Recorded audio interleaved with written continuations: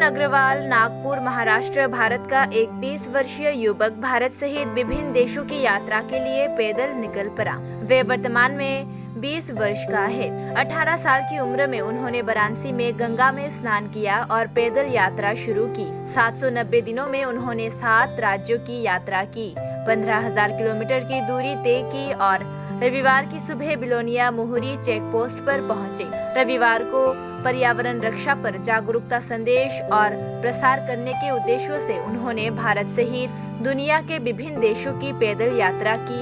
ये बात उन्होंने खुद कही। उन्होंने कहा कि उन्होंने इस यात्रा की शुरुआत भारत के लोगों को ग्लोबल वार्मिंग और पर्यावरण संरक्षण का संदेश देने के उद्देश्य से की थी। उन्होंने भारत दौरे के बाद Bangladesh, Thailand, Myanmar, Cambodia, Mongolia, रूस और कई अन्य स्थानों की यात्रा करने की इच्छा व्यक्त की।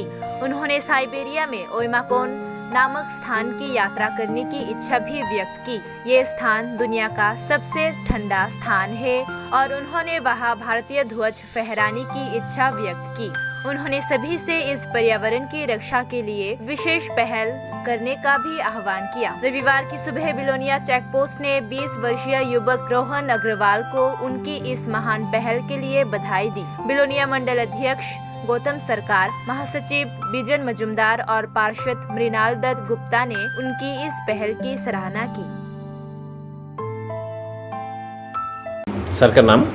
नमस्कार, मेरा नाम रोहन अग्रवाल, मैं नागपुर महाराष्ट्र से हूँ। मेरा उम्र अभी 20 साल है और 2 साल पहले जब मैं 18 ईयर्स का था तब मैंने वाराणसी की पवित्र धरती से वहाँ पे गंगा में स्नान करके मैंने अपनी यात्रा की शुरुआत की। वहाँ से शुरुआत करते हुए मैं यूपी, राजस्थान, मतलब North India, central, west, east, south करके मैं नॉर्थ ईस्ट इंडिया आया था।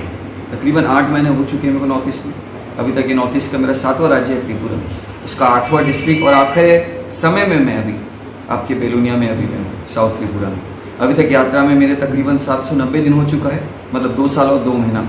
अभी तक कम से कम 15,000 किलोमीटर पैदल चल के मैं यहाँ पे पहुँचा हूँ आपके बिलोनिया में, साउथ त्रिपुरा में। यात्रा में कभी कभी लिफ्ट भी लेता हूँ जब जरूरत पड़ती है, जब समय की कमी होती है।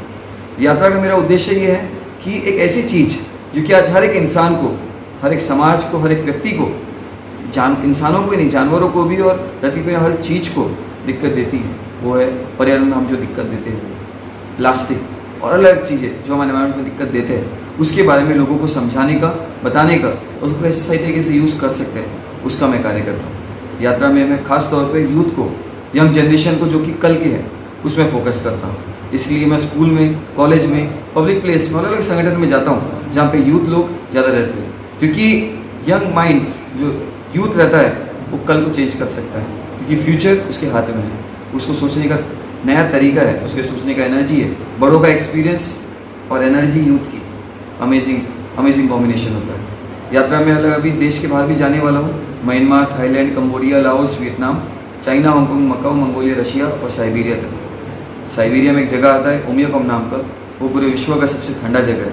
वहाँ का टेम्परेचर -72 डिग्री सेल्सियस तक जाता है और आज तक कोई भारतीय ऐसी यात्रा करते हुए लैंड बॉर्डर से कोई नहीं गया।